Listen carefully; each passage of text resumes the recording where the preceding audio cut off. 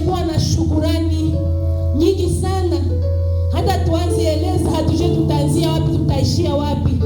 Lakini Mungu ambaye anatufikisha leo le 31 Desembre 2023 ni yule ambaye alitujaza na mibaraka, alitujaza na mingi sana. Mchapie makofi tu. Najua kila mtu anakuwa na sababu, kila mtu anakuwa na sababu ya kumshukuru huyo Mungu. Usibaki kimya ndugu mpendwa, usibaki kimya.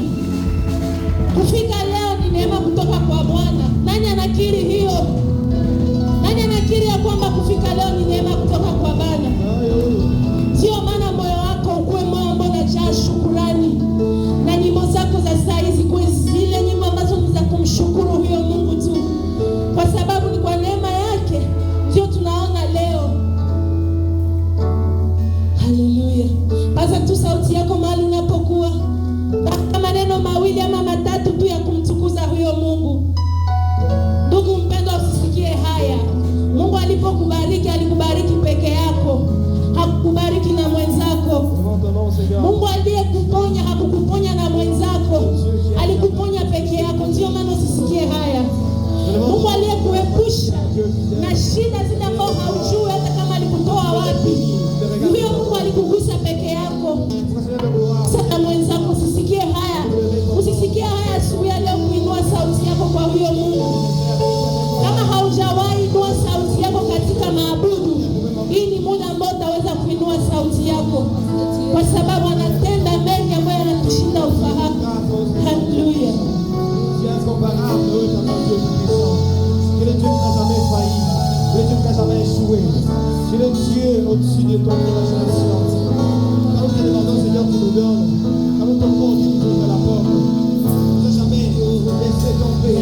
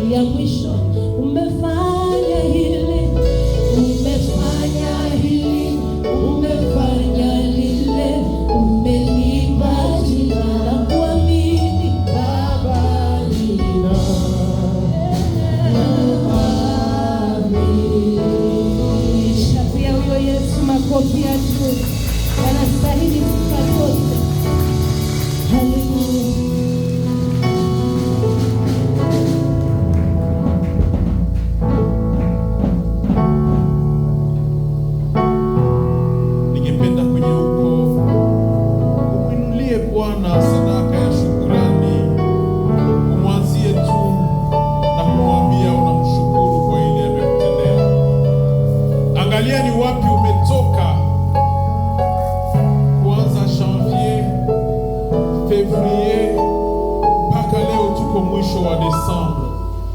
Inua tu sauti yako kwenye uko na umwambie asante. Asante Mwokozi.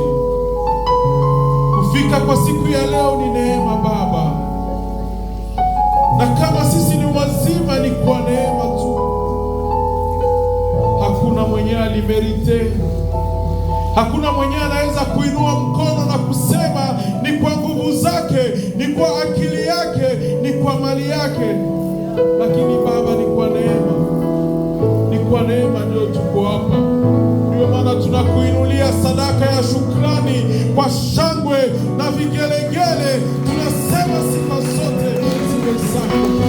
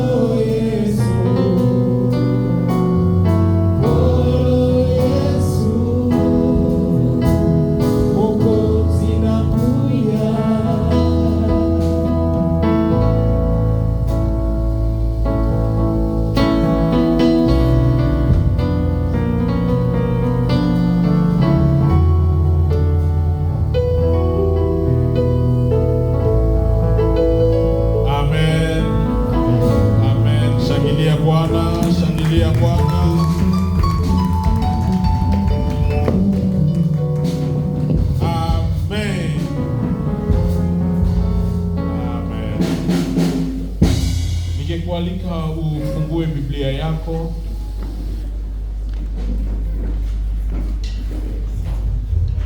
Fungua Biblia yako. Leo tutakuwa na usomi mrefu kutoka Injili ya Luka sura 2. Tutaanzia kwa mstari wa 25. Luc 25, Luc 2, nous allons lire à partir du verset 25. Na tutaishia verset 33. Kwa wale ambao wana Biblia za Kiingereza, we are reading from Luke chapter 2 verse 25 to 33. Na nitasoma kwa Kifaransa na wengine watafata hapa kwenye ubao. Biblia inasema hivi: Et voici, il y avait à Jérusalem un homme appelé Simeon. Cet homme était juste et pieux. Il attendait la consolation d'Israël et l'Esprit Saint était sur lui. Il avait été divinement averti par le Saint-Esprit qu'il ne mourrait pas avant d'avoir vu le Christ du Seigneur.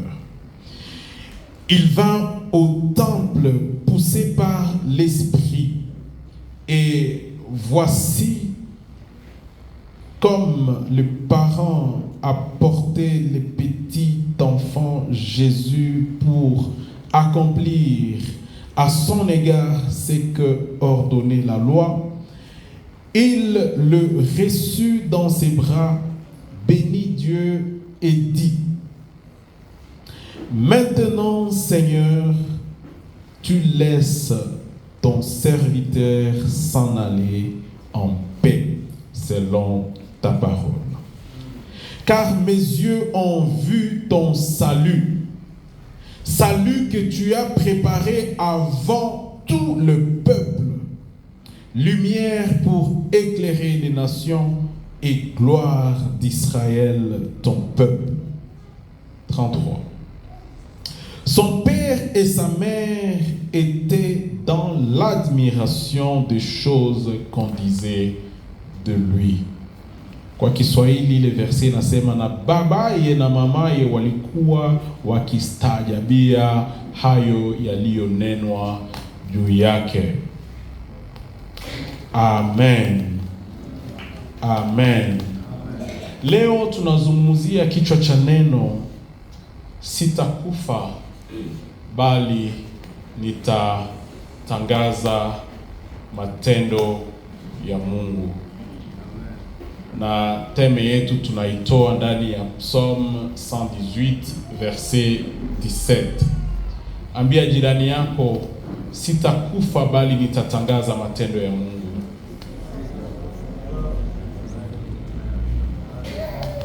Je ne mourrai pas. Je vivrai, je raconterai les hauts faits, les œuvres de l'Éternel. Amen. Leo inakuwa journée yenye iko particulière sababu tunakuwa siku ya Mungu ya mwisho wa mwaka. Amen. Siku ya Mungu ya mwisho wa mwaka, na ndio siku ya mwisho ya mwaka wa 2023. Ni siku spéciale. Amen. Bonne année. Bonne année. Bonne année. Happy New Year. Happy New Year. Ambia jirani yako, congratulations. You've made it.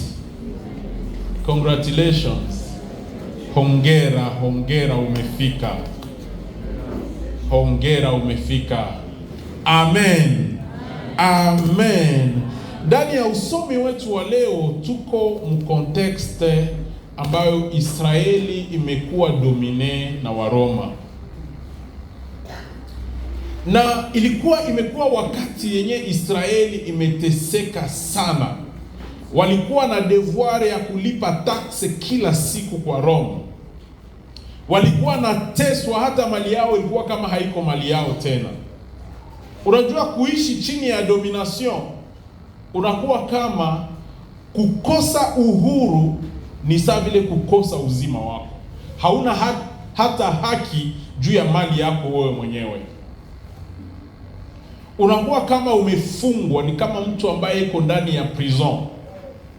Na sasa kwa hii muda ya occupation romaine ya Israeli, hakuna muda yenye Israeli ilikuwa natafuta uhuru sawa na muda kama huu. Na japo Mungu alikuwa ameahidi tangu mwanzo ya kwamba atatuma Masia. Masia hakukuja tu juu ya kuokoa Israeli zidi ya occupation ya Waroma, lakini alikuja kuwaokoa kutoka zambi na kifo. Lakini juu ya occupation Romaine walikuwa na ngoya sana wapate uhuru wao. Na walikuwa na jua sababu Waroma walikuwa na domine mainchi mingi mwa ile eneo. Walikuwa na jua ya kwamba hakuna inchi yenye itaweza kuwakomboa. Walikuwa na jua hata hao wenyewe hawana jeshi ambayo itaweza kuwakomboa. Walikuwa na tumainia ya kwamba Masia tu peke yake ndio ana uwezo wa kutuondoa ndani ya utumwa ama occupation ya Waroma. Na sasa walimsubiri Masia sana. Walimsubiri Masia sana, wakijua ya kwamba wakati Masia atakuja, atajenga jeshi ya nguvu na atapigana na Waroma na atatupatia uhuru wetu. Amen. Na sasa hapa tuko mu context yenye Yesu amezaliwa. Dimanche passé tulisoma juu ya message ya Yesu kuzaliwa na tukaongea juu ya Wamajusi.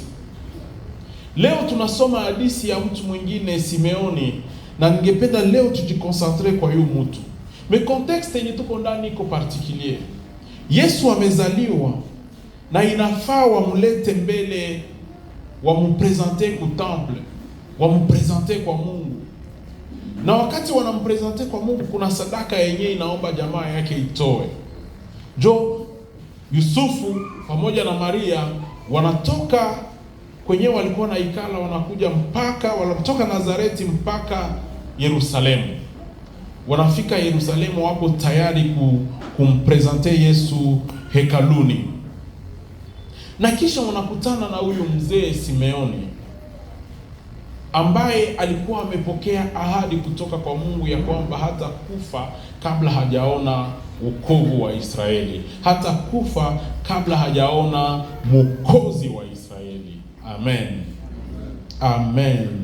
Kumbusha jirani yako ya kwamba hautakufa kabla haujaona wokovu wa Kristo ndani ya maisha yako. Objectif yangu asubuhi ya leo ni kukuhimiza, kukuankuraje wewe Mkristo wa MBC. Kukuhimiza ya kwamba uendelee kutumainia ahadi za Mungu. Uendelee kutumainia ahadi za Mungu. Na acha nikwambie ya kwamba hautakufa kabla ile kitu ambayo Mungu ameahidi ndani ya maisha yako kitendeke. Amen. Amen. Na Simeoni, tunaona huyu mzee ni mtu ambaye alikuwa amekomaa sana, lakini Biblia inatuambia ya kwamba alikuwa mtu mzuri sana. Amen. Alikuwa mtu mwenye haki, alikuwa mtu ambaye anaogopa Mungu, na alikuwa anatarajia wokovu wa Israeli. Alikuwa anatarajia faraja ya Israeli. Alikuwa na ngoya salu ya Israeli. Na sababu alikuwa na ngoya salu ya Israeli, Mungu anakuja kutimiza ahadi ambayo alimpatia. Neno kubwa ambayo nimeona ndani ya karakteristiki za huyu mwanaume ni kwamba Roho Mtakatifu alikuwa ndani yake. Amen. Roho Mtakatifu alikuwa ndani yake. Na jambo lingine, huyu mtu alikuwa na ahadi. Alikuwa na ahadi. Jambo lingine ambalo nimeona ndani ya usomi huu, huyu mtu alikuwa anajua wakati gani ilimubidi aende hekaluni. Mungu alimfunulia wakati gani ilibidi aende hekaluni. Amen. Na neno lingine ambalo nimeona ndani ya usome huu, wakati alimchukua Yesu ndani ya mikono yake, akapata amani. Il était en paix. Na kisha akaambia Mungu, unaweza nibeba sasa, juu promesse yako imekuwa complete. Mtu mwenye hana amani muyeye, mwenye hasikia amani muro yake, haizi lomba mwisho wake, haizi lomba Mungu ambebe. Ifo ukuwe na amani juu ujisikie uko karibu na Mungu. Amen. Ama uko tayari kwenda kukutana na muumbaji wako. Neno lingine ambalo linatiria attention yangu hapa, verset 33, Joseph et Marie admiraient ce qui était dit sur Jésus. Ninakumbuka wakati malaika anatokea Maria, anamwambia utazaa kwa nguvu za Roho Mtakatifu. Na kisha anabeba mimba tu, mimba inakomala normal. Ile himabipasi ya watoto anakuwa naisikia mtumbu tu normal. Na kisha anazala, naona nazala tu bebe wa normal. Muimagination yangu niko nawaza akose Maria alikuwa kama misahau ke mtoto mwalizale iko special. Mpaka ile siku yenye anaona anafika hekaluni, anaanza sikia maneno juu ya ule mtoto. Anaanza sikia utabiri fulani juu ya huyu mtoto. Banaanza admire, wanasema kumbe mtoto mwenye tuko naye iko special hivi. Amen. Amen. Ningetaka tutire masomo fulani ndani ya usomi wetu wa leo. Sitakuwa na muda mingi sababu nimependa tuombe leo. Masomo fulani ndani ya experience ya Simeon. Somo la kwanza ambalo nimetaka kama vile kanisa tuweze kuchukua ndani ya usomi wetu wa leo ni kwamba wale wanaosubiri wanasubiri sababu wana ahadi. Ceux qui attendent, ils attendent parce qu'ils ont une promesse. Wale wanaosubiri, those that are waiting, they are waiting because they have a promise. Wale wanaosubiri wanasubiri sababu wana ahadi. Simeoni hakukuwa na subiri muvide. Hakukuwa na subiri muvide, alikuwa na subiri sababu alikuwa na ahadi. Israeli ilikuwa na subiri Masia sababu Israeli ilijua ya kwamba kuna ahadi ya Mwokozi juu yao.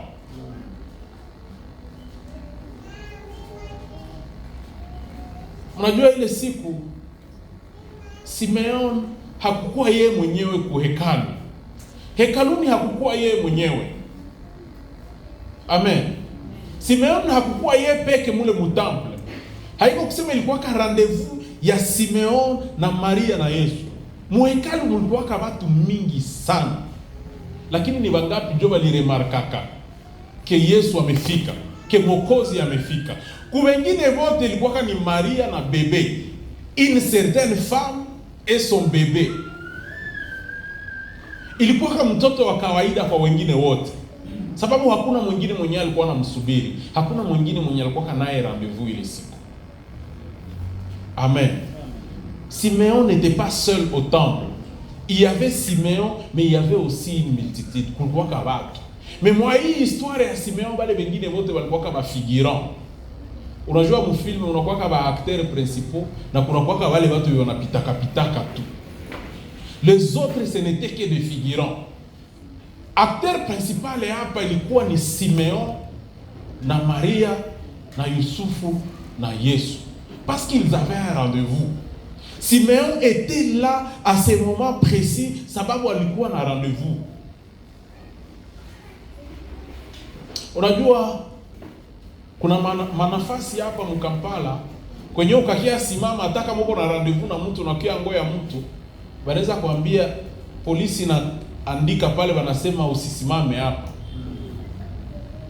Ukajiretrouver fasi ya vile na hauna hako rendezvous watakufukuza. Amen. Ukajiretrouver na fasi ya vile na hauna hako rendezvous watakufukuza. Il faut ukuwe sûr que kwenye unasimama jo kwenye ulipata instruction ya kusimama. Usikuwe mu environnement yenye hauna amo instruction. Yenye hakuna mwenye alikutuma hapo. Yenye hakuna mwenye uko na ngoya hapo. Unajua kuko mahoteli hapa zenye unaweza enda hapo. Mesaba taremarke ki haukomande kitu. Wanakukuza, wanakwambia messieurs veuillez laisser place au client. Banakuwa na adabu, mema nakufukuza na adabu. Sababu hauna hapo rendezvous. Mais kama uko na rendezvous ta justifier unasema niko na rendezvous hapo. Mais kama hauna hapo mpango watakufukuza. Amen. Amen. Ndio maana Mkristo wa MBC acha nikwambie, kama una ahadi, omba Mungu akuinstruire wapi njoo kwenye utangoea ahadi yako. Na utaingoya mu context gani? Juu usipoteze wakati yako. Amen. Somo la pili ambalo natosha ndani ya usomi huyo ni kwamba intimite yetu, ukaribu wetu na Mungu inaturuhusu tujue siri za Mungu. Notre intimité avec Dieu nous permet d'accéder au secret, au mystère de Dieu. Mtu mwenye haiko karibu na Mungu hawezi jua siri. Hawezi jua mapenzi ya Mungu juu yako. Unajua moja ya mapreuve ambazo zinaonesha kama mtu iko karibu na Mungu ni Roho Mtakatifu. Un des signes qui prouve que nous avons une vie d'intimité avec le Seigneur, c'est la présence du Saint-Esprit au maisha. Na hii wanatuambia mwa hii passage yenye tunasoma ya kwamba Simeon alikuwa na Roho Mtakatifu. Yaani alikuwa intime wa Mungu. Na ndio maana kuna masekre ambazo alipata. Unajua Simeon alikuwa beneficiaire wa Psalm 118 verset 17. Wanamwambia hautakufa. Hautakufa kabla haujaona salut ya Israeli. Hautakufa kabla haujapata rencontre pamoja na Yesu. Amen. Na kukumbusha Mkristo wa MBC, hautakufa kabla promese yako haijakuwa realize.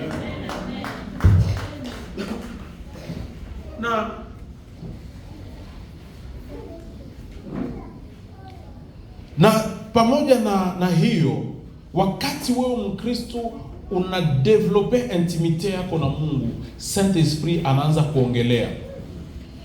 Unajua mara mingi wakati mtu anasemaka Mungu aliniambia, surtout mu makanisa zetu za kiporo, watu wanakuwa skandalize na wanaifanya debat. Wanasema Mungu alikwambia aye. Na wewe Mungu alikwambia aye. Kwa wengine nageukaka kama vile maneno ya kujitapa. Na kwa wengine nageuka impossible. Wanakuwa nasema Mungu alikwambia aye. Acha kuko siku tutajifunza ile maneno ya Mungu anazungumza namna gani. Lakini mtu mwenye kuna Roho Mtakatifu ndani yake anaanzaka kusikia sauti ya Mungu kama vile mtu anamuongelesha. Na plus uko nakuwa intime, plus uko nakuwa rafiki wa Mungu. Kuna maneno ambayo inafichwa kwa wengi ambayo anaweza kuanza kukuambia. Kumbuka injili ya Yesu wakati alikuwa anapatia watu parabole ya mbegu.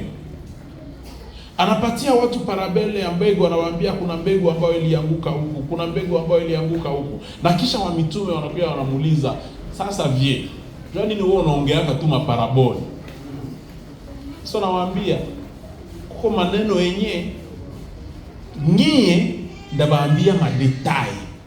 Lakini wale c'est bon bajue tu maparabole. Anabaambia madetail juu ya nini? Parce que biko proche naye. Na iko na mission fulani juu ya wale watu. Ile kitu unaweza kuisoma, unaweza kupata example moya aussi ndani ya maisha ya Daniel.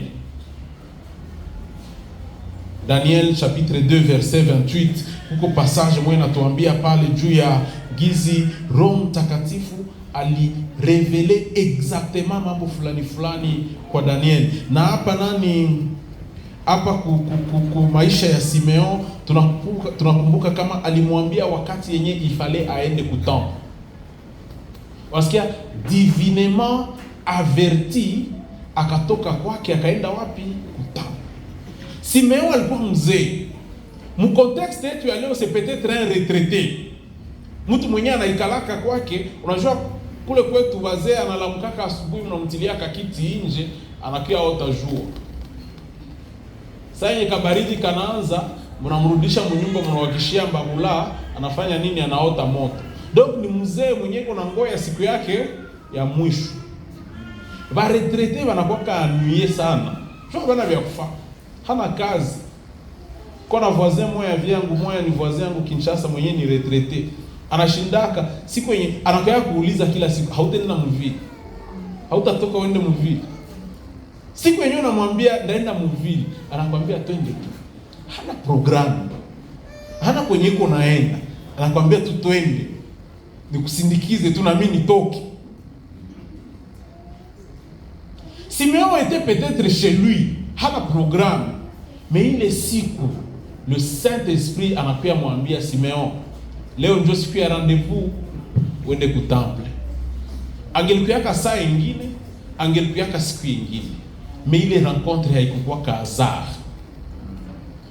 Il a été divinement averti. Mtu mwenye iko na intimité na Mungu hakuwake surpris na maevenement. Hakuwake surpris na maevenement. Anakuwaka anajua. Kumbuka Petro. Wakati yenye Mungu anamtumia mtu mwenye atakuya aombe na aongoze kwa Yesu, aongoze muokovu. Sasa yule mtu anafika, Petro anakuwa anamwambia, nilikuwa nishaona ngizi uko nakuya, nilikuwa najua ngizi utafika hapa. Paul wakati Mungu anamtuma aende bamponeshe macho, kwenye Paul aliendaka message kwake ishafika zamani. Paul anafika na mwenye iko na Mungu anajua ngizi ule mtu atafika. Choma nacha nikwambie, wakati uko na intimite na Mungu, vitu vingine havikushangazake. Unakuwa deja uko préparé. Unakuwa deja unajua ngizi vitafanyika. Donc circonstances hazita kusurprendre. Circonstances hazitakuya sa mvula mwenye inanyesha inakukutana ulitoka kwako bila parapluie. Bwana asifiwe. Bwana asifiwe. Et puis wakati yenye uko na intimite na Mungu, vitu vyenye vitafika unakuwa kuna vijua. Ndio maana Simeon wakati anakamata Yesu mikono anafanya profesi. Anafanya profesi juu ya Yesu. Kumbuka maneno yenye anasema hapa, car mes yeux ont vu ton salut, salut que tu as préparé devant tout le peuple, lumière pour éclairer les nations et gloire d'Israël ton peuple.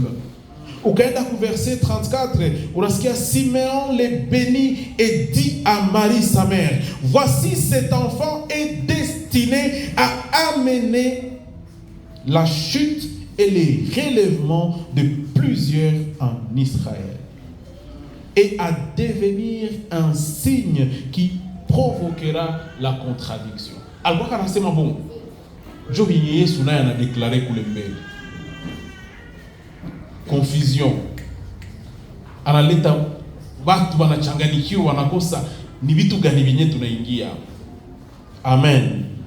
Amen. Na kisha anafanya tena profesi nyingine, anaambia Maria verset 35, et à toi-même une épée te transpercera l'âme afin que le pensée de beaucoup de cœurs soit dévoilé. Mwenye hana intimite na Mungu haezi jua vyenye vitatokea mbele. Haezi jua nini yeko maisha ya mbele. Ndio maana wakati uko hapa Mkristo na kualika sana develope intimite yako na Mungu. Karibia Mungu tena sana. Plus uko na karibia Mungu, plus maisha haitakuwa na kusurprendre tena. Plus uko na karibia Mungu, Mungu atakuwa iko na kupeleka mu future pamoja na assurance. Hautakuwa naenda mu future tena na woga, utakuwa naenda mbele na uko na assurance. Ndio maana wakati tuna develope intimite yetu na Mungu, saa yenye mwaka inaanza hatuna woga. Hatuna madoute, tuishapanga déjà ma plan parce que tunajua nous sommes des intimes de Dieu. Ce que nous avons planifié en 2024, ça ne va pas nous surprendre. Nous allons y arriver. Nous allons y arriver bila woga na bila surprise. Amen. Somo la tatu ambalo linatosha ndani ya, niko naenda haraka sababu ninapenda tuombe. Somo la tatu ambalo linatosha ndani ya usomi wetu wa leo ni kwamba parfois vitu vingine tunakuwa na ngoya kutoka kwa Mungu. Mahitaji yetu wakati tunaiexprime tunakuwa tuko na waza mawazo fulani. Na kisha wakati tuko na ngoya ma response. Mara mingi response za Mungu hazikuyake mforme yenye sie tunahitaji au mforme yenye si tunapenda au mforme yenye si tulikuwa na jiattendre nayo. Amen. Et parfois ça ne vient même pas au moment yenye si tulikuwa na ngoya. Amen. Ce que tu attends de Dieu ne viendra pas toujours dans la forme yenye uko na ngoya. Vous savez, Israël walikuwa na ngoya Masia akuye na ma chevaux, na ma arme, akuye dans toute sa puissance, dans toute la gloire. Balikuwa kanawaza ke Masia siku atakuyaka, Mungu atafungulaka mbinguni hivi, kisha mtu anakuya na chevale kabisa na arme kubwa, anakuya na piga maroma wote. Mais Dieu a enveloppé un petit bébé dans des couvertures, anamulalisha kumayani kwenye ngombe zinakuliaka. Quelle contradiction! Quelle déception! J'imagine, il est imagé ko sa njo yenye, je dis iko sa, njo yenye il frustra kama juif ba mingi, bakakatala hata kumwamini. Bakakatala kukroire ke ni Masia njo anaweza kuya vile. Kwa juif mwenye aliniambiaka, aliniuliza uko chrétien, nikamwambia ndio niko chrétien. Kanambia, donc toi aussi tu crois en ce petit bébé mwenye alizaliwaka mu mayani. alikuwa scandalisé que moi aussi je crois en ce Jésus là mwenye alizaliwa kwa Mayani. Oui, je crois en ce Jésus. Je crois en ce Jésus. Mwenye alizaliwa kwa Mayani. Mwenye alikuwa mforme. Ça vile Esaïe chapitre 53 banatu décrire ngizi alikuya saa mtu mwenye haezi pendewa hata. Mtu hakuzarauliwa. Lakini ndio vile Masia wangu alikuya. Il est venu comme ça pour toi et pour moi. Corinthiens wananiambia kama il s'est fait pauvre. Il s'est fait pauvre pour que mie nipate nini? Nipate richesse. Yeye alijifanya maskini ili mimi nipate utajiri. Ndio maana Mkristo mpenzi, huyu mtu alikuwa hakuzarauliwa. Nakumbuka kama na jamaa yake nayo ilikuwa jamaa ya maskini. Mais c'était lui le Messie. Yeye ndio alikuwa Masia. Alikuwa mforme yenye hakuna mtu mwenye alikuwa anajiattendre nayo. Ujiimagine, Mlevitike wanatuambia kama hauna nguvu ya kuuza mwana kondoo ya kukia toa, ulete bupigeon buwili. Manake ile ilikuwa sadaka ya mamaskini. Njoo yenyewe Joseph na Maria waliletaka. Wanatuambia kama hauna nguvu ya kuleta kondolo, ulete nini? Ulete bupigeon buwili. Maria na Joseph wanakia kutemple, kukia dédié Masia, kumupresenter mbele ya Mungu. Wanakia na nini? Na bupigeon buwili. Qui pouvait croire en ce genre de Messie? Qui pouvait croire que celui-là est la solution pour cette nation? Kristo wa MBC, acha nikwambie, envelope nyoko nayo isikudanganye leo. Tu as une grande promesse kwa maisha yako. Forme yako yenye uko nayo saa hii isikudanganye. Ngizi unafanana saa hii, usijidanganye. Venye balionaka hapa mu 2012. Hii nyama haikukwaka. Hii nyama hapa haikukwaka.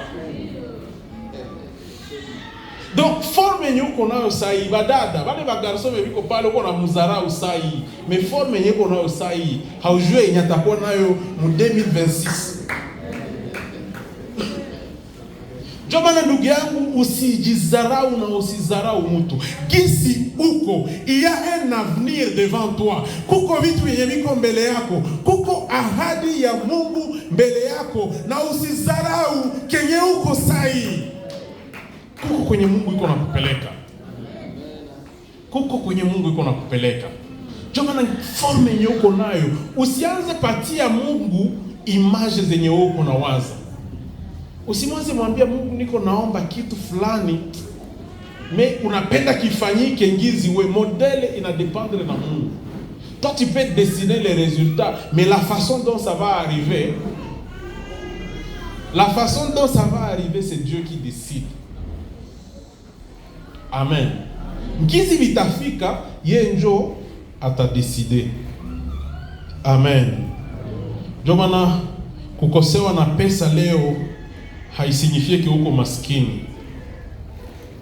Kukosewa mavazi leo haisignifie ke kesho hautavalaka mzuri.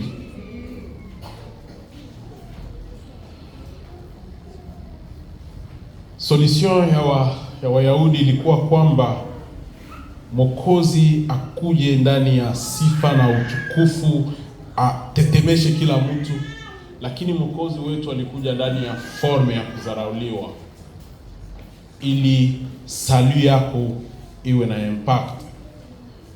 Na mimi na croire kwa hii sababu Mungu hawezake kujidanganya.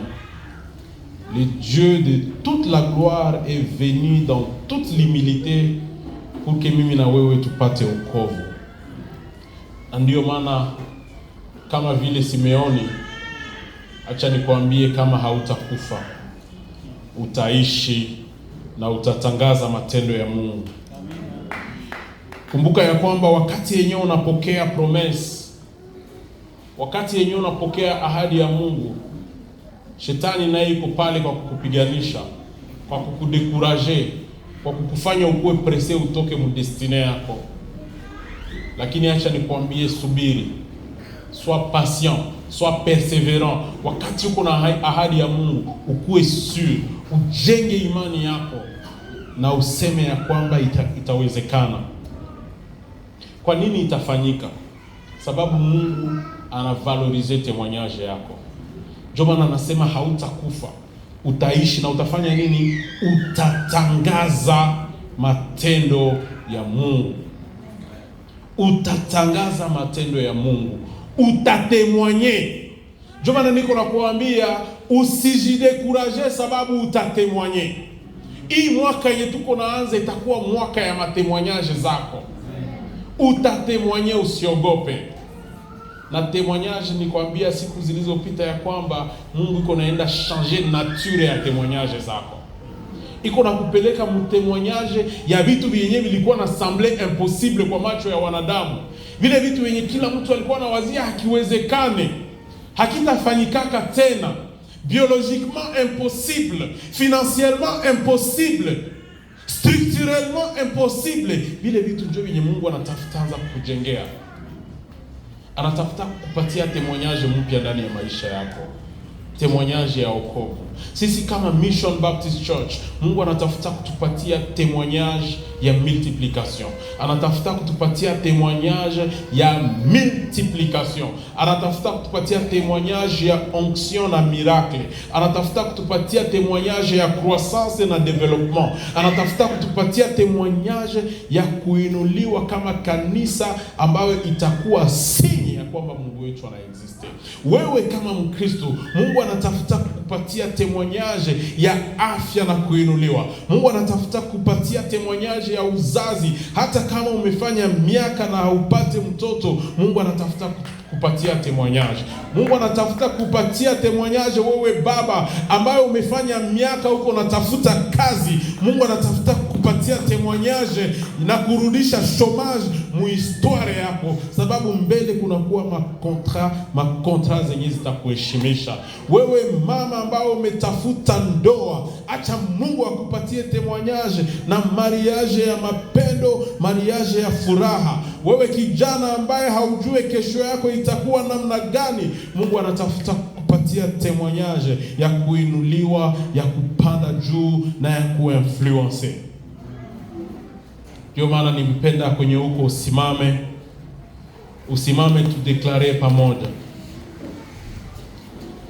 Huyu Mungu wetu amekupatia ahadi, na ahadi hii wakati yenye itakuwa accompli, Mungu iko na haja ya témoignage yako.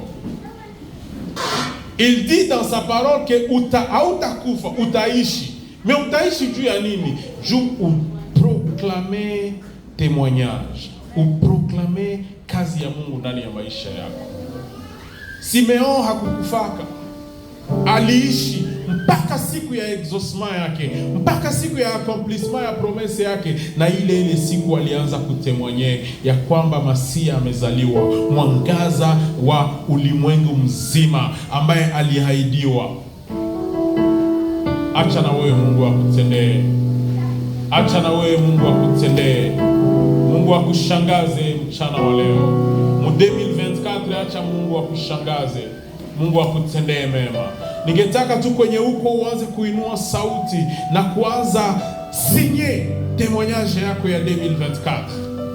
Inua tu sauti na kumwambia Mungu, 2024 ninaikonquérir, sababu itakuwa mwaka wangu wa témoignage.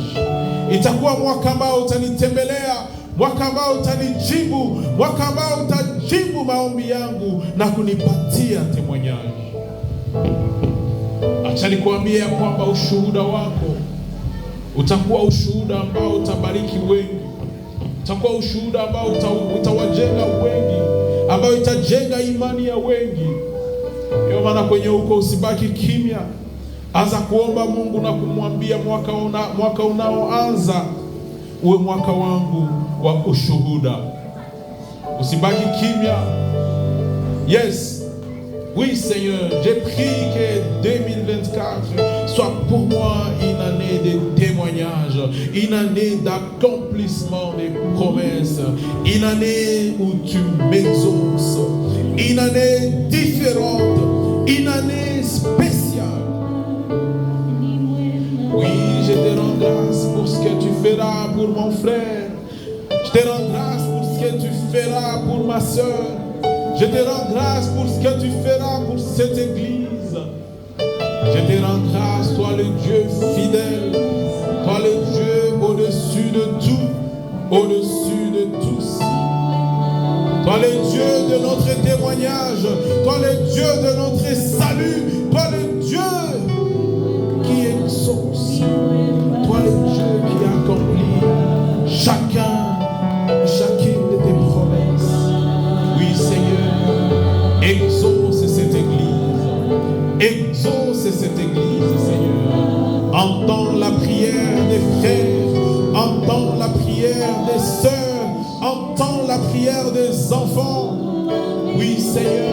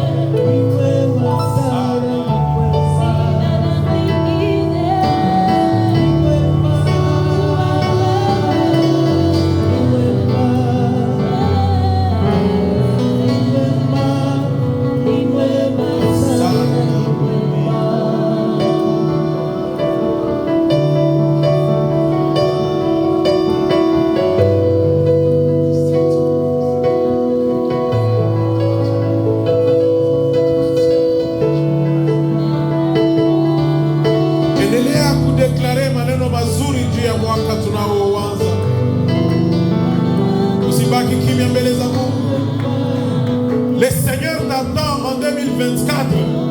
Il t'attend pour t'exaucer. Tunaanza kupanda maneno mazuri juu yako mu 2024. Inua sauti yako na uanze kupanda maneno mazuri juu ya maisha yako. Anza kutayarisha exaucement yako mu 2024. Oui Seigneur, je sais que tu m'attends déjà en 2024. Je sais que mon exaucement m'attend déjà en 2024. Je sais que tu es présent, que tu seras mon Dieu, que tu vas m'accompagner. Mambo yote ambayo nimeombea ninajua majibu iko mbele yangu. Ndio maana sitakata tumaini. Sitakata tumaini. Ninajua ya kwamba wewe ni mbele yangu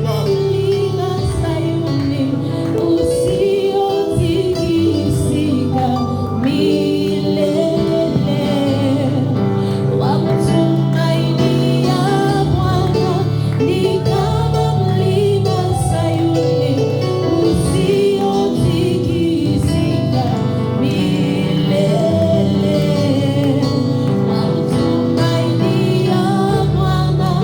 Ni kama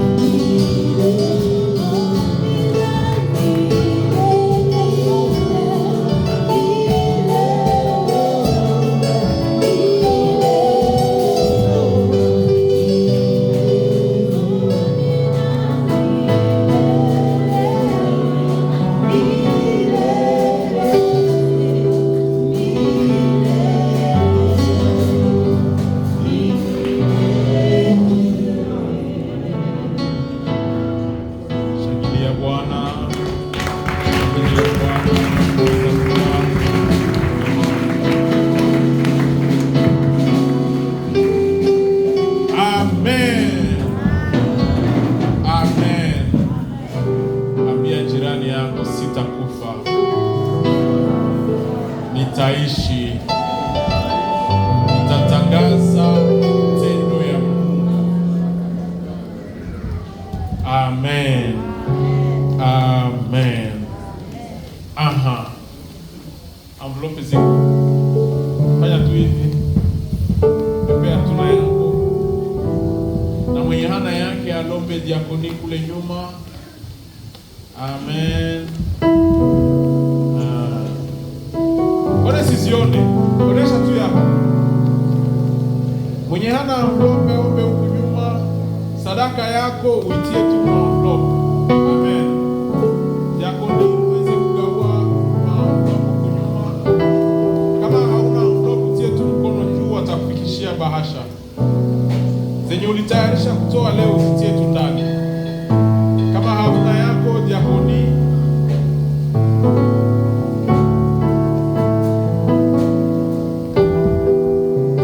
inua tu mkono kwenye huko waweze kufikishia bahasha. Amen.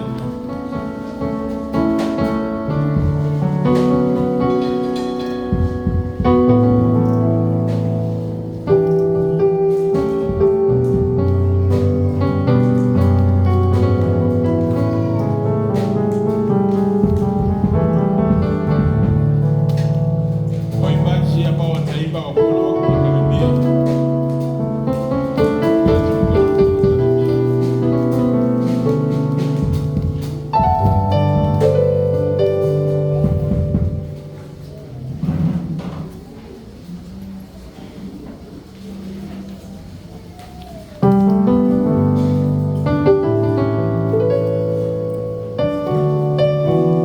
Ningependa kualika wazee wa kanisa wote waweze kusimama.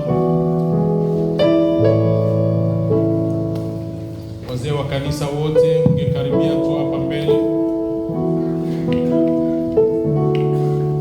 Ni kanisa kupitia nyinyi ndio inapokea sadaka hizi za shukrani. Na wakati zinakaribia hapa, ni ninyi mtawaombea na kuwabariki. Ni ninyi ndio mtawaombea hawa watu kuwabariki. Amen. Mzee Shujaa na Pastor Jean-Marie mnaweza kukaribia, na nyinyi mkaribie.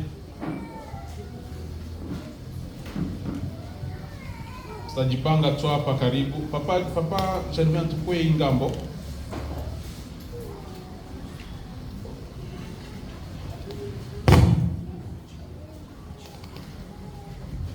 Wadiakre mmemaliza kazi ya maenvelope? Asante. Amen. Waimbaji mtaimba, mtakuwa haraka sana, na kisha wakati envelope zote zitafika hapa, watumishi walio hapa watainua sauti na kuwaombea baraka, kupandisha shukrani zenu mikono ya Mungu. Karibu waimbaji.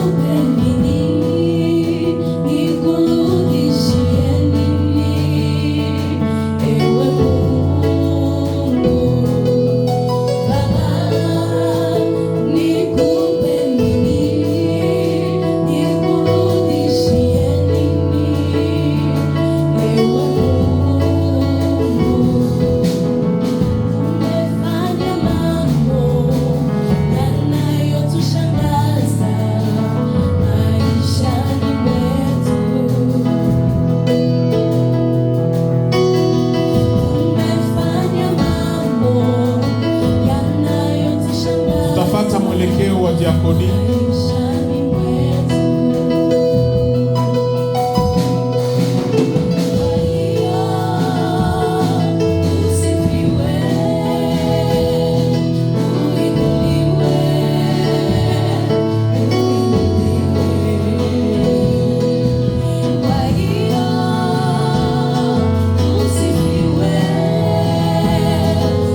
Uinuliwe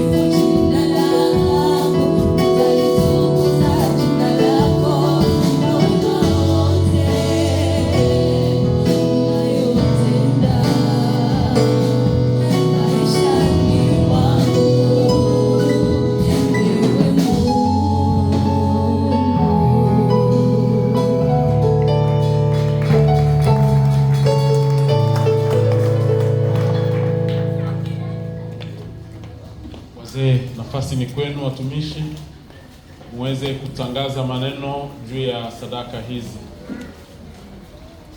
Baba, tunakuza jina lako kwa ajili ya kazi hii ambayo imefanyika toka shamba, yaani watoto wako Bwana, umetazama shukurani toka mioyo ya watoto wako.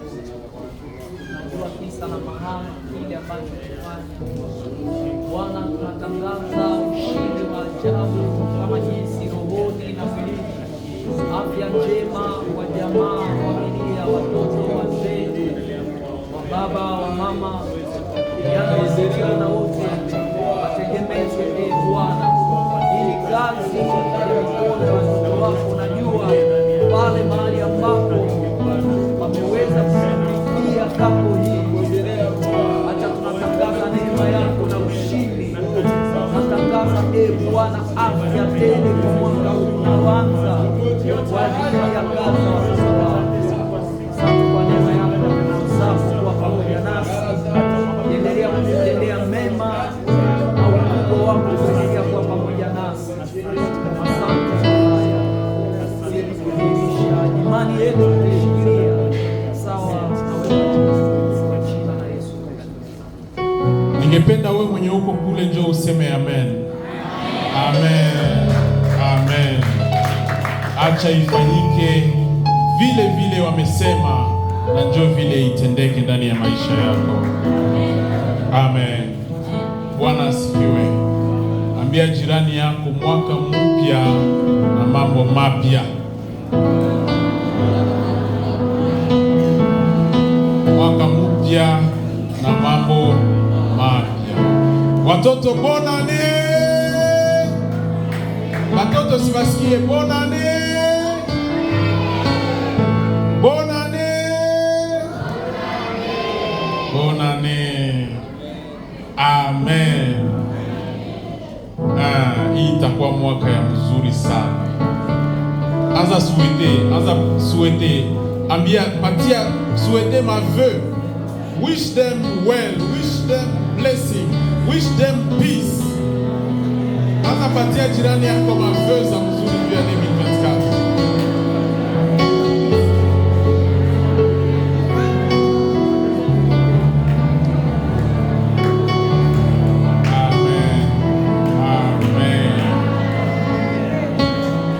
Ikuwe vile vile.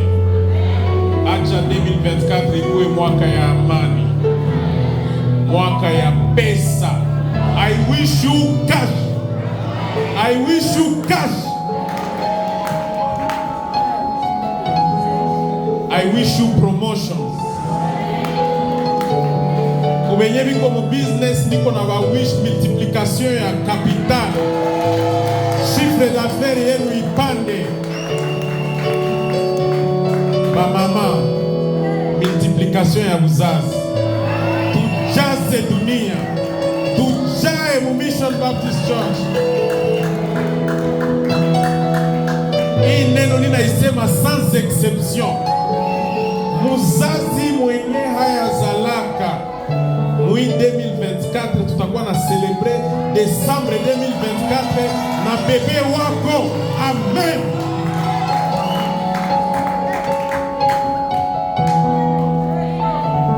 Sikia suwe yangu ya mwisho. Tutakuwa na celebre 2024 na chantier yetu kuna yala. Sema amen.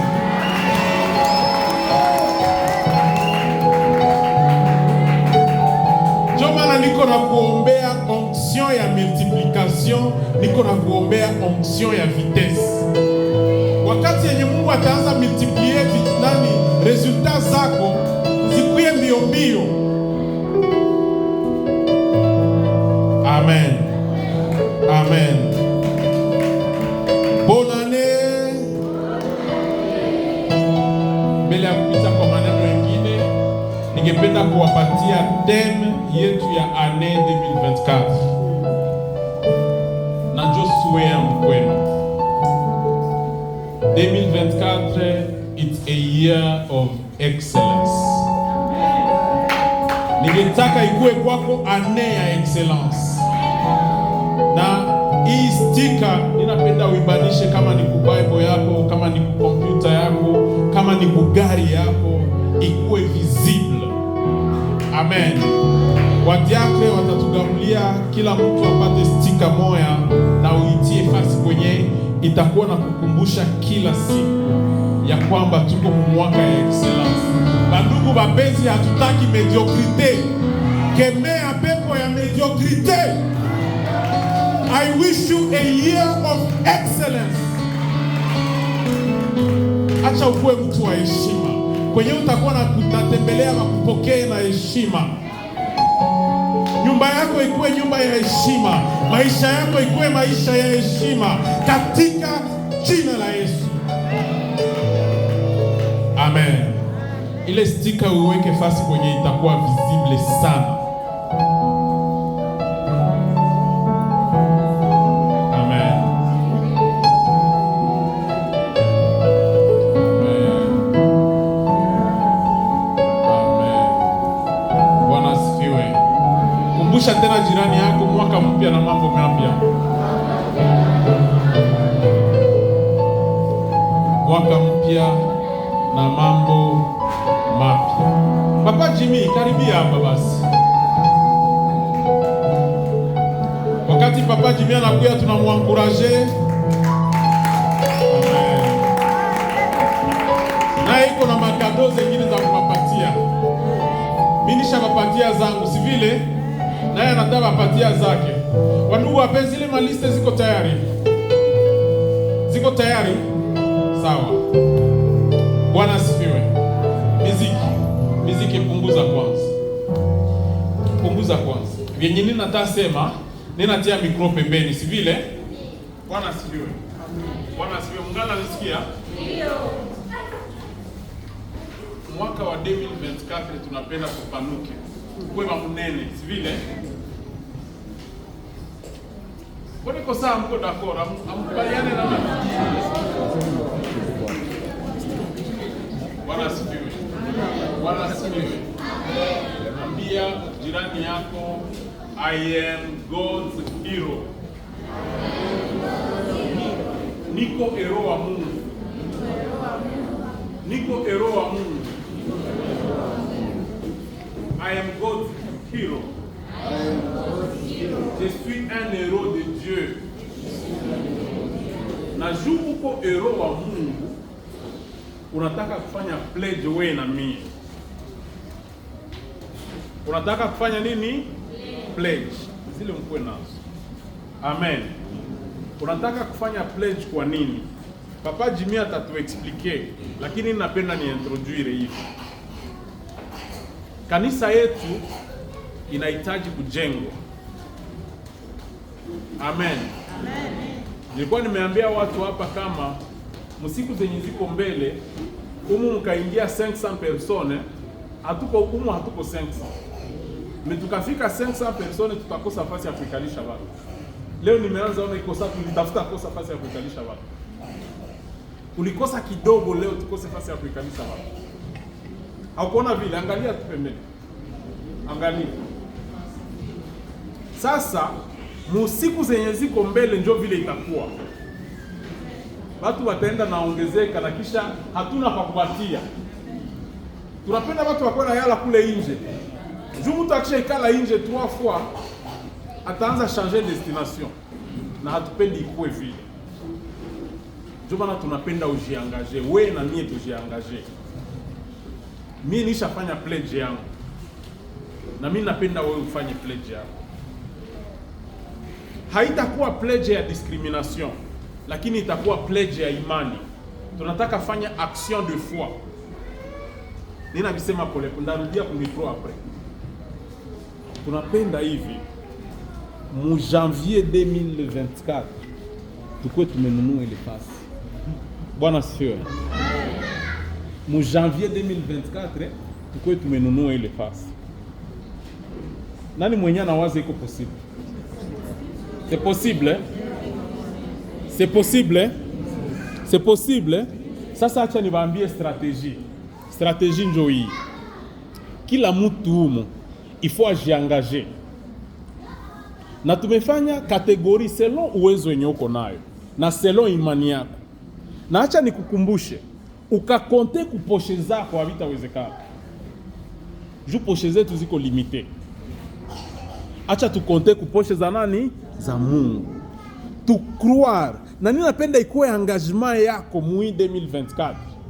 Sababu kuna kitu. Mungu hakubaki yake na deni ya mtu. Ce que nous voulons le faire pour Dieu. Tunataka kopesha Mungu. Na Mungu habaki yake na deni ya mtu. C'est sûr que kila mwenye atajiangaje, Mungu naye atajiangaje mfavere yake. Ndio maana usirate occasion. Usirate occasion. Tutaifanya par catégorie na Papa Jimmy atatuexpliquer ma catégorie. Si vile ukuwe tayari na usikivu mwema. Tunawashukuru tena na tunawasalimu katika jina la Yesu Kristo. Merci kwa yote ambayo mnaendelea kutenda kuendelesha kanisa hili. Tuko napokea raporo zenu. Tanisameni uliyetu kidogo kwa raporo za estima zetu. Tuko nafikia sekretari wetu Engineer Dalmo. Vraiment félicitations et mimi na baencourager kwa ile acte mko nafanya. Ni benyewe mko témoin leo wakati tulianja estima zile tuchanganya akili. Hivi vraiment tuendelee tukifikiria ile jambo. Ni ya maana sana pia. Juu hatutafikia fasi tukiwa mwa ile iko na kwa kasa desordre, mais tuone kama tunaikare na muna gani. Sasa tunaenda fika programu hii. Ina kwa hapa na vitu moya vya maana sana. Na mimi najua mko tayari kufanya kazi ya Mungu. Hii vitu ninakuwa na viko na makategori mbalimbali na mtazisikia. Alafu nitahusu kila jamaa anduka iji ankaje na iangalie wapi kategori gani inaweza fit. Hatutakuwa wa exigent. Ndio maana tuliziweka kwa kategori mbalimbali. Namuna umesikia pastor kiongea, tulikuwa tukikaa tunafikiria, tunaona nafasi yetu imekuwa ya kidogo. Na tuliona tukiungana. Waswahili wanasemaka umoja ni nguvu. Tukiungana na tukikiweka kwa roho zetu na kukionesha Mungu, kinaweza wezekana. Na ndio maana tumeombea mwaka ambao unakuja tumeingia ndani mwake. Hivi mwaka huu uwe mwaka special kwa kanisa letu. Hivi sitachukua muda, mimi nakuwa hapa na makadi ambazo mimi nakuwa nazo zinakuwa na mamonta ambao tunapenda tujiangaje nazo kama jamaa. Monta ya kwanza inakuwa 3 millions. Tuko na carte ya 3 millions. Hii carte nilikuwa na pen batu benye wanaweza jiangaje kusema niko tayari na niko na foi ya kwamba naweza. Tulipenda hii projet ikuwe ni projet tunaipatia miezi 6. Hivi kutoka Januari kufika Juin, la fin ya Juin tutawaombaka hizi makadi zetu. Na hivi hii kadi ukiikamata uende deja na uko prepare, tayarishe jamaa yako ya kwamba mumejiangaje kusudi mujuin utakuwa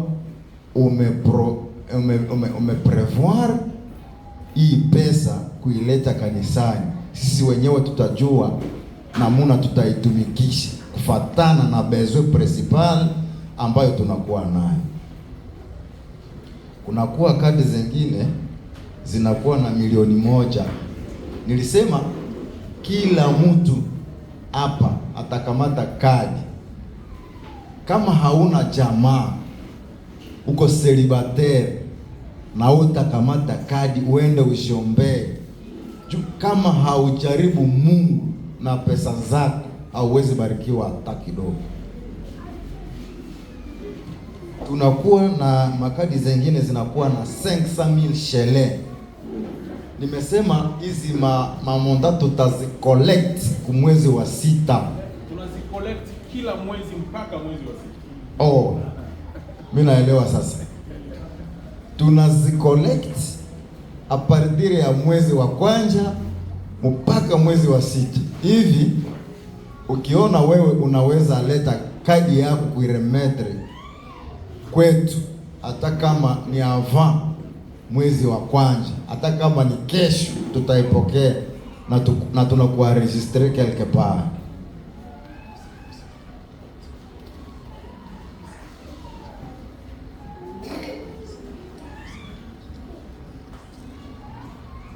Okay.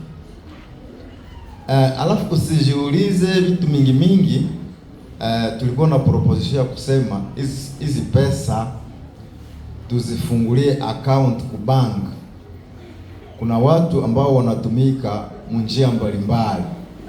Hii account number, kama unaona unaweza barikiwa kwa town, unaweza zideposit directement hata kwa account yetu, ama kama unaweza tupatia check, ile check tunaweza deposit ku account yenyewe. Hivi haziko pesa za kukua kwa mikono ya mtu. Hizo pesa tutakuwa na ziweka kwa account ku bank, na tutakuwa tunawapatia statement ya hizo pesa kila mwezi. Nafikiri tumeelewa.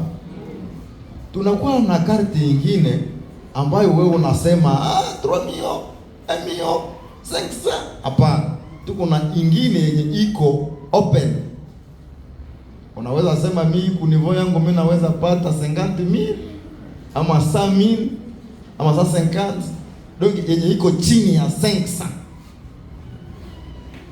Kuanza ku 10,000 shele kufika ku 490,000 shele. Ndio karte zingine zenye tuko nazo.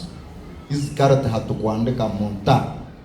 Tulisema wewe mwenyewe wakati mimi nawapatia hizi makarte, mara moja niambie nipatie hii ama nipatie ya MU ama nipatie 500, alafu nitafanya hivi, nitakuwa nafanya exercise. Jamaa yenyewe inaona inaweza dedie kwa Mungu 3 million. Nilipenda washimani, ninawapatia makarte sasa hivi. Na kama unaona 3 milioni za kidogo, unaweza ongeza. Ndio maana tuko natia plus. Kukila montant tunatia ko plus. Jukuko mwenye anaweza pata 50 milioni. Si vile? Kuko mwenye anaweza pata 100 milioni. Na kuko mwenye anaweza tuambia muachie vile pale, mimi nazileta zote. Bwana asifiwe. Bwana asifiwe. Tusikilizane. Strategie yetu iko simple. Niko na lazima ya 100 personnes venye watatupatia zile 3 milioni. Tukaeleza ile 100 personnes venye watatupatia ile 3 milioni na zaidi, ile dossier tutakuwa tumeimaliza. Si vile? Ndio maana hizi karte nilizifanya 100. Unaweza kuwa uko na rafiki mwenyewe unajua unaweza sensibiliser. Uko na ndugu mfamie mwenyewe unaweza sensibiliser. Unaweza muongelesha na kisha dimanche unamkamatia karte. Si vile? Si vinawezekana? Hatuna barafiki. Hatuna bandugu wanaweza kuifanya. Na bandugu nabo tunawakamatia, si vile? Mimi nafanya hivi. Mimi naona kitu ambayo itatusaidia, mimi nafanya hivi. Makarte zeniko nazo ni 4. Mimi napenda wadiakoni. Wengine wadiakoni wawili bakwe. Mama Jackson anaweza. Mwingine nani? Mama Jerry iko.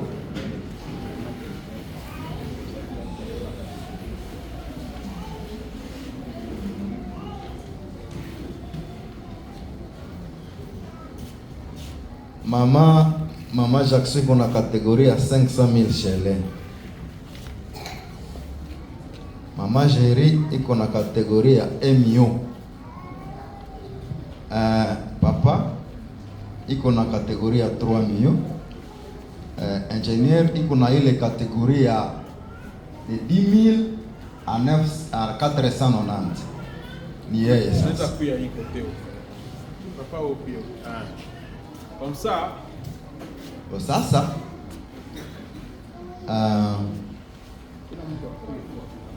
kila itakuwa nguvu. Tunafaa hivi, wewe uzipatie hawa watu, uende zingoya pale chini, patia wenyewe wasipitize, wewe uende ngoya karte zako pale.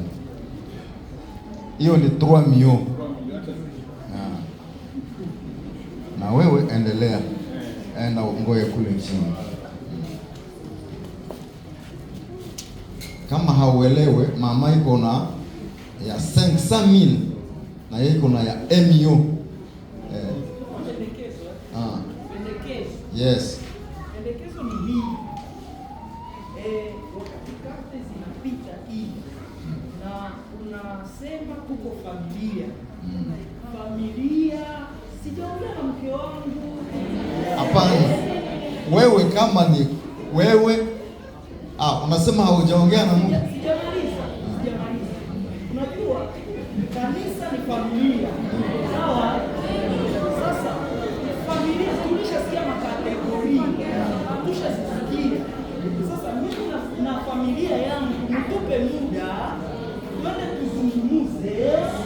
Sasa tutakuja na tutajua kama tumetoka kwa kategoria gani. Ile nayo ni sawa. Sikilizeni tafadhali. S'il vous plaît. Hivi vitu tusivifanye vya masentiment. Si vile karte sasa zinapita, ukaona hauko tayari, unaipitisha. Si vile? Ndio. Kama hauko tayari unafanya nini? Unaipitisha. Ukakuwa tayari mu une semaine, mu 2 semaines, mu 1 mois, utakuja tu utalomba karte. Si vile? Hatuba frustrer. Usikamate, usifanye vya masentiment. Si vile? Kama unaona hauko tayari usikamate. Usifanye engagement yenye hautatimiza. Sawa? Hivi tusipitize tu namna tumezipangia, mama uende zingoya huko chini. Ukiona hauko tayari kuikamata saa hii, hatupendi tukuogopeshe, ufanye kitu na roho ya utayari.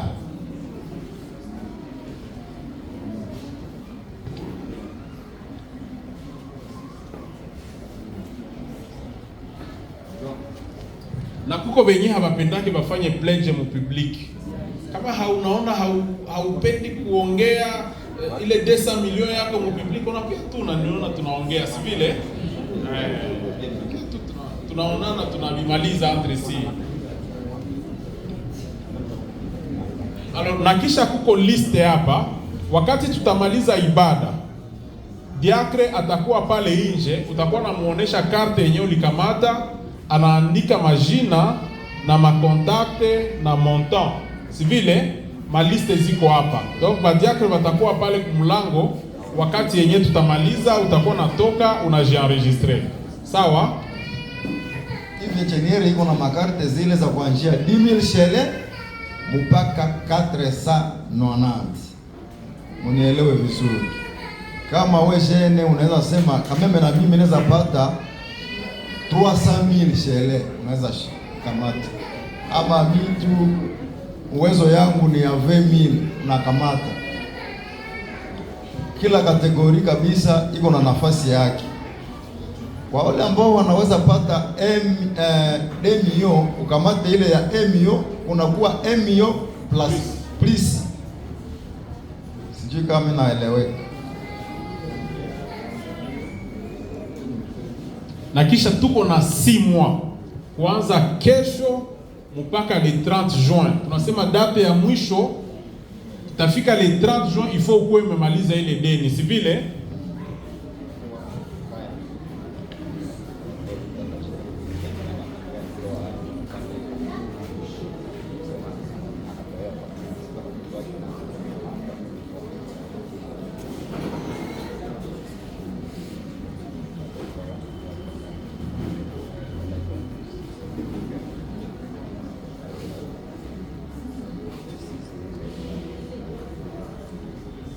mimi naongeza hii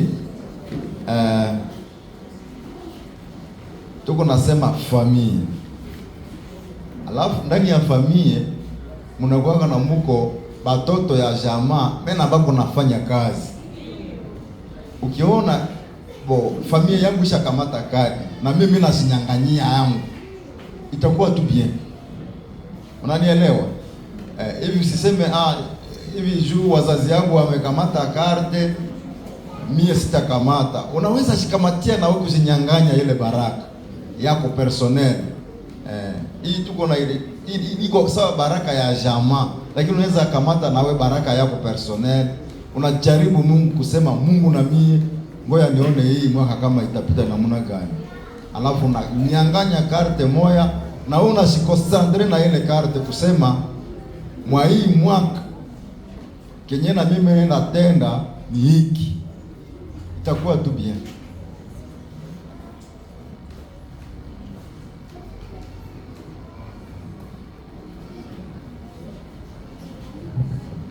Tumesema we jamaa, kama unaona uanje enda ongea na madam, haina problem, tutakupatia ile wakati makarte tutakuwa na tuko nazo. N'importe kama unaweza tupigia simu, tunakuletea hata karte nyumbani.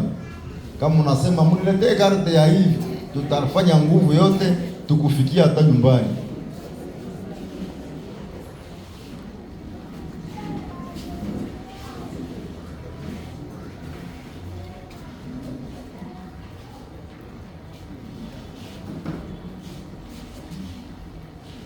Tujisentir à l'aise, tunaweza kufanya hata home delivery. Kiona wewe uko busy, utafika kanisani, tunakufuatilia.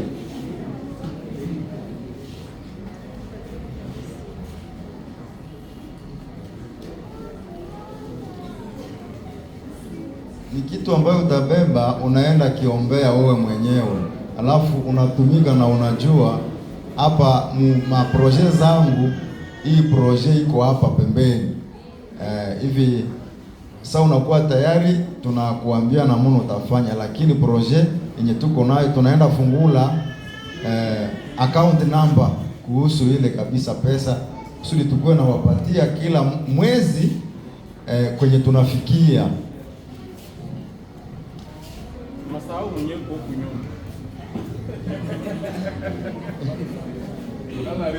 Na kwa wageni wetu tu unaweza jisantire libre, unaweza sema hii kanisa na mimi na promettre. Utaenda na unajua niliacha nikisha promettre kanisa moja hivi Kampala. Hivi na unaona ya kufanya. Na wewe usiende bila kuzinyang'anyia ile baraka.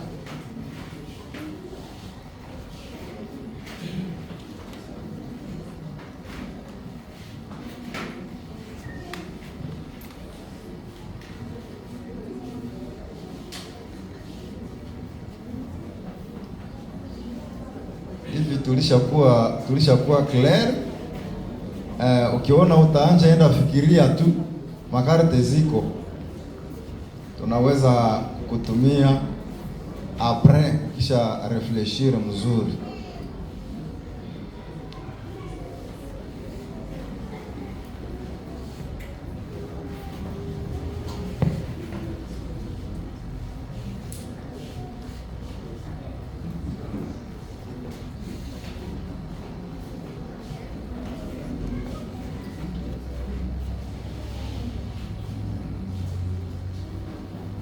Vijana wetu mzinyangulie baraka za mwaka.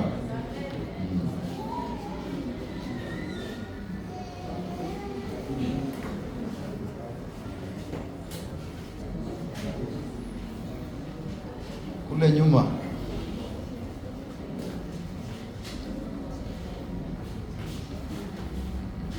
did you get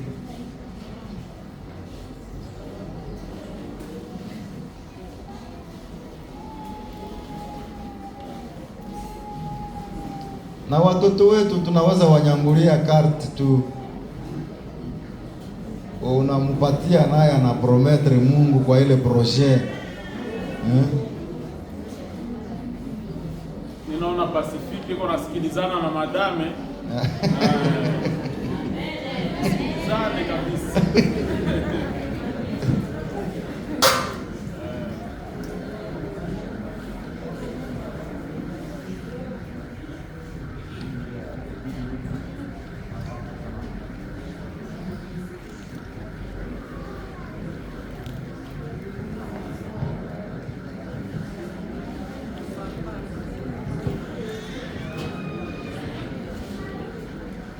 Kwa wale ambao hawakufika, tukiwaona tu tunawaelezea kuhusu huu mpango, na tunakuwa na grupe ya kanisa.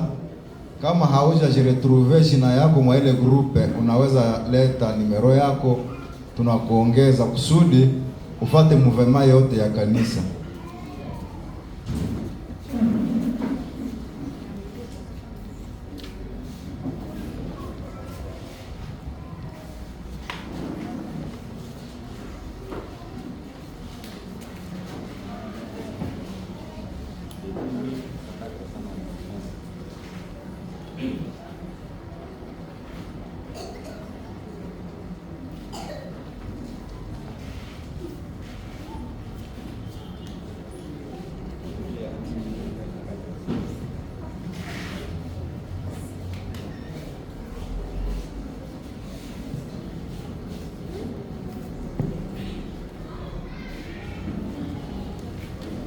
Na watoto wetu tu tunaweza wakamatia. Yebo, have you taken one card? Yes. Let Papa that to give you one.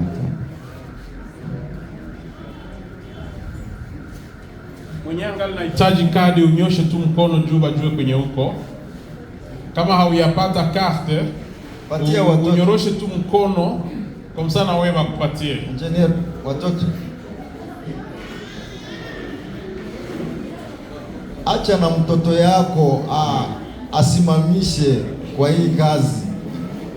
Makategori zote ziko. Si upatie mtoto yako mtwalo ailete.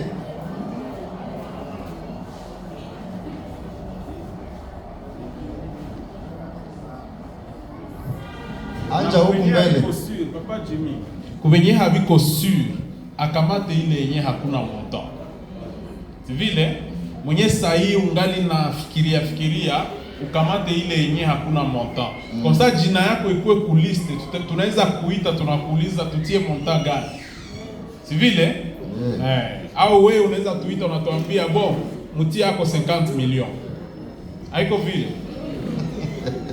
Ndio kabisa.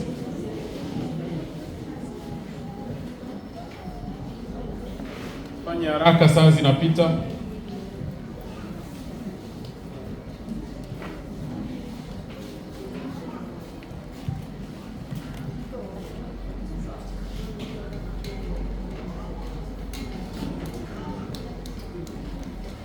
Okay, sawa.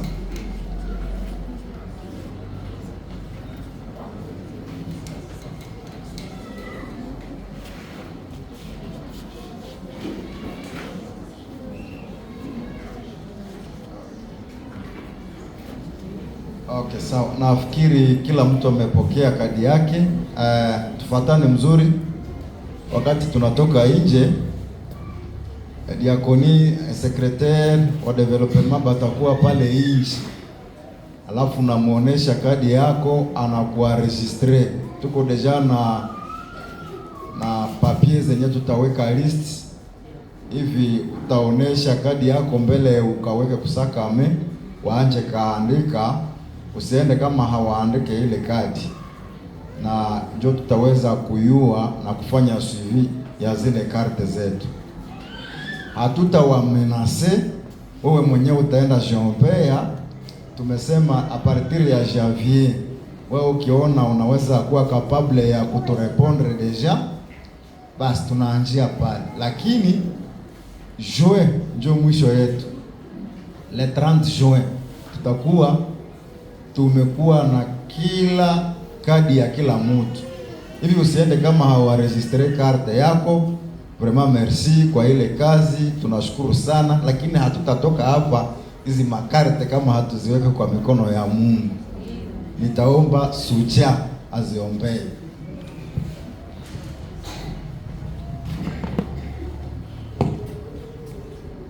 Bwana Yesu asifiwe. Nitasihi sana kwa upendo wa ndugu na usharika tulionao katika Mission Baptist Church, tusimame tukinyenyekeza mioyo yetu machoni mwa Bwana. Hatutafanya tatonement. Unaweza kuwa uko na uwezo zaidi hata ya 3 milioni. Amen. Ama unakuwa chini Basi Mungu atembelee jamaa zetu na atujaze na hii neema ya uweza wa Roho Mtakatifu, kusudi yeye ndo aweke kitu kwenye mioyo yetu na tuweze kutimiza, tusije kuahidia vile ambavyo hatutatimiza. Bwana Yesu asifiwe. Basi inua mkono wako juu pamoja na ile kadi yako kwa imani, ukijua kwamba yupo Mungu aliye miongoni mwetu na yupo Mungu aliyetukusanya kama familia moja kwenye Mission Baptist Church. Yote tutayatenda kwa ushirika na uweza wa Roho Mtakatifu. Baba, katika jina la Yesu Kristo, Mungu mwaminifu na wa haki, wako watoto wako waliotutangulia katika agano la kale, waliofanya kazi kubwa kwa imani na walifaulu.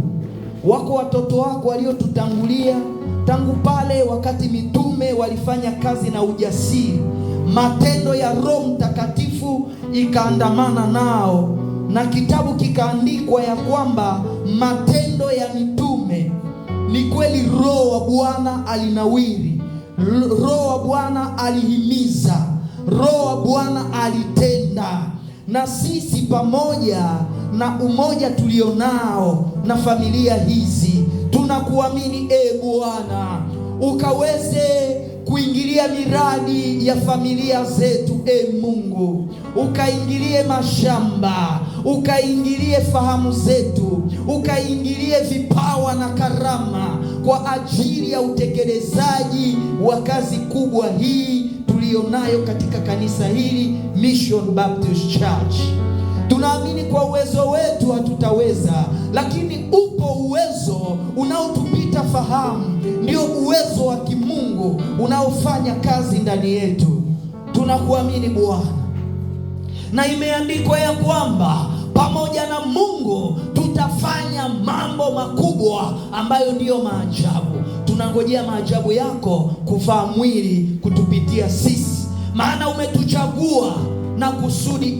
Mungu, umejua ya kwamba ni sisi na nyumba zetu, familia zetu, wake zetu, watoto wetu, akili zetu, mali zetu, tutakutumikia Bwana na bidii.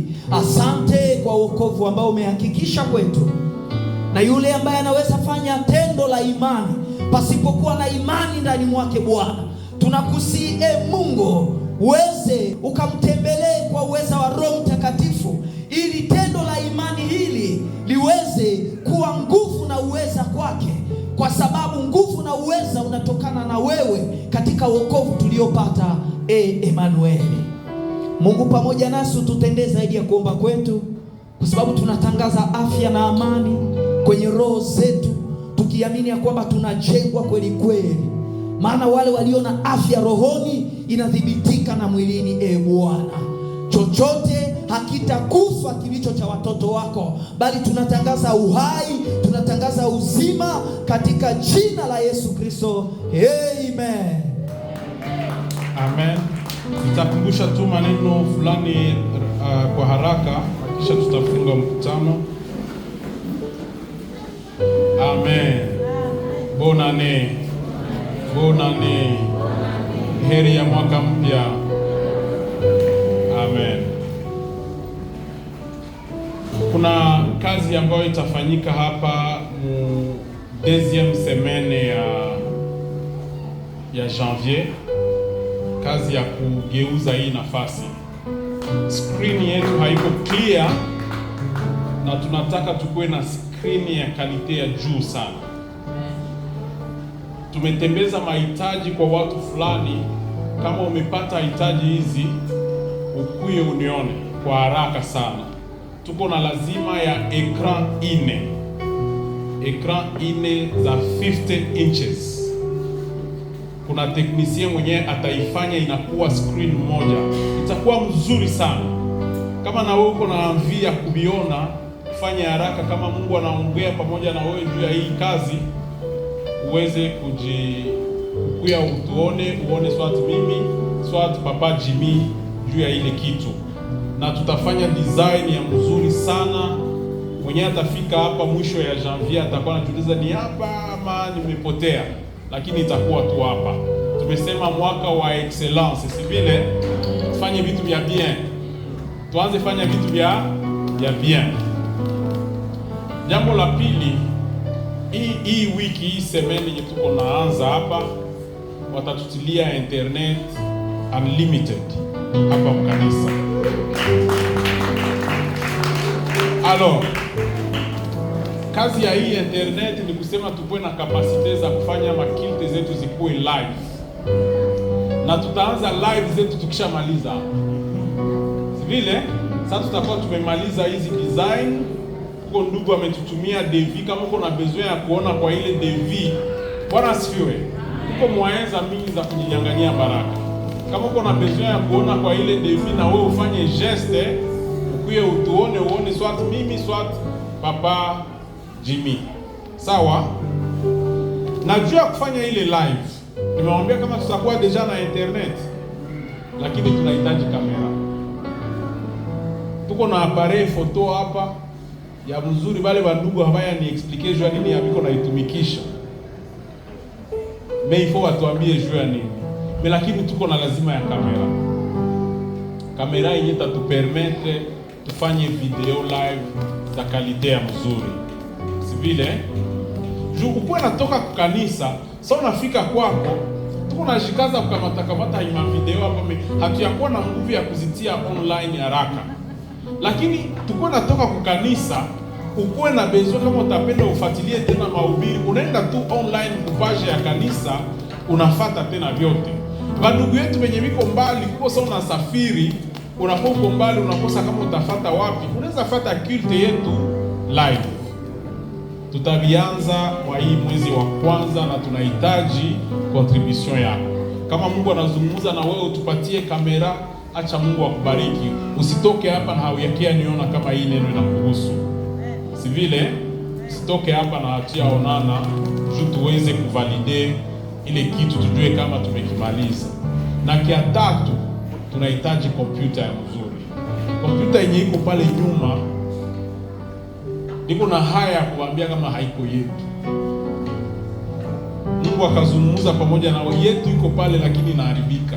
Haiwezi fanya vile vyenye vinahitajika. Tunahitaji kompyuta ya kalite ya mzuri. Mungu akazungumza na wewe. Siko nasema tutatoa hapa sadaka ya kompyuta au sadaka ya kamera. Hapana. Ninasema Mungu akazungumza na wewe. Ukasikia conviction roho yako. Ukuje unione ama uone Papa Jimmy, tumalize ile jambo haraka sana. Ninapenda sana tutamaliza hii mwezi. Hapa environnement, atmosphère iko imechange. Si vile? Atmosphère iko imechange. Wakati yenye tunaameliore environnement yetu ya kilte, tunakuwa tuko na karibia tena Mungu sana. Sasa uko adore fasi kwenye uko aleze, uko bien, unajisikia mzuri. Unakuwa uko tena namkaribia Mungu. Donc kuwa na kanisa ya Lixe haiko zambi. Kuwa na kanisa ya mzuri haiko zambi. Ni vitu vya mzuri, Mungu anapenda vya vile. Hii ni anea nini? Anea nini? Tupande tena juu tena sana. Amen. Sasa yenyewe batabaonesha design ya kanisa yenyewe tutajenga hapa tena, mtashangaa. Mko naona vinusu mule mu mafoto. Hamkuwa na viona mule. Hakuna mwenye alijiuliza vitakuwa hapa. Bwana asifiwe. Mercredi tukutanane hapa kwa etude biblique, tusisahau. Tunafanya etude biblique kuanza 17h mpaka 19h, na vendredi maombi. Ambia jirani, vendredi maombi. Vendredi maombi. Mungu abariki sana wale ambao wamekuwa fidèle kwa hii journée ya vendredi. Mungu watendee mema. Niko na batangazia kama 2024 ni yenu. Ile mwaka haitaisha na hauyaona. Amen. Ndio maana na wewe ujikaze, fanya engagement ya kuomba mu 2024. Vendredi tuanze kutanana hapa kila siku, kuanza saa 4 mpaka saa 12. Na kwa wale wenyewe wiko makazi, wiko masafari, vendredi uifanye siku yako ya maombi. Hata kama hauko hapa, ikuwe journée yako ya jeûne et prière. Ukamate ile engagement au sérieux, uone kama Mungu atakutendea makubwa. Amen. Achana na maresolution zingine. Tangu mwaka inaanza, mimi ndaanza fanya hivi, ndaanza fanya sport, ndaanza fanya hivi. Vile ni maaccessoire. Fanya Mungu priorite mu 2024. Fanya Mungu ageuke priorite yako mu 2024. Utaona mkono wake. Amen. Simama tuombe.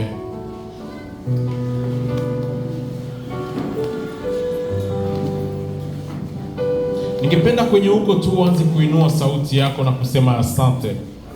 Asante kwa ibada ya leo. Uanze kumuita Mungu na kumwambia Mungu, tembea pamoja nami kwa mwaka ujayo. Ninakushukuru kwa ibada ya leo, ninakushukuru kwa mwaka wa 2023. Baba, tembea pamoja na mimi mu 2024. Mipango, miradi ni mengi, lakini Baba, tunakutumainia wewe. Tunajua ya kwamba wewe unakuwa mwaminifu ndani ya maneno yako. Ukiahidi kitu ni sharti utende. Ndio maana Baba, ni wewe tu ndio tunatumainia. Kwa mwaka huu tumemaliza, tunasema asante. Na kwa mwaka huu tunaoanza tunasema tena asante. Asante sababu utatembea pamoja na sisi. Asante sababu utatutendea mema, utatutendea miujiza. Ni wewe Mungu wetu, hakuna aliye kama wewe. Acha mwaka huu utembee pamoja na sisi, ututendee mema, ututendee miujiza. Vitu tulivyovisubiri miaka na miaka, acha mwaka huu tuone na kupata ushuhuda. Oui Seigneur, je proclame que cette année d'excellence sera une année de témoignages, de grands témoignages, de grandes réalisations, une année de grandes bénédictions. Asante kwa watu wako, tunawaombea baraka. Baba, tunabariki janvier juu ya kanisa hii. Jamaa zetu tunazibariki mu janvier, tunazibariki mu fevrier, mpaka Desembre itakuwa maisha ya baraka. Na kama vile umetufundisha leo, hatutakufa, tutaishi. Ninaomba Baba, hata mmoja wetu asipotee, hata mmoja wetu tusimpoteze, lakini Baba, tunatangaza ya kwamba tutaishi na tutatemwenye makubwa yako. Asante maana utatembea pamoja na sisi. Utatufanya kuwa excellent. Kwaya zetu utazifanya kuwa excellent. Ibada zetu utazifanya kuwa excellent. Maisha yetu kibinafsi utazifanya kuwa excellent. Biashara yetu utaifanya kuwa excellent. Kazi zetu utazifanya kuwa excellent. Ndoa zetu utazifanya kuwa excellent. Watoto wetu utawafanya kuwa excellent. Kanisa letu utalifanya kuwa excellent. Tumeomba hivi katika jina la Bwana na Mwokozi wetu Yesu Kristo. Amen. Twende na amani ya Bwana wetu Yesu Kristo. Bonane. Bonane. Amen. Amen. Kesho tuko na ibada hapa saa 4. Amen. Kesho tuko na ibada saa 3. Saa 3 ibada inaanza saa 3 kama kawaida. Usikose kilte ya dedikase ya mwaka.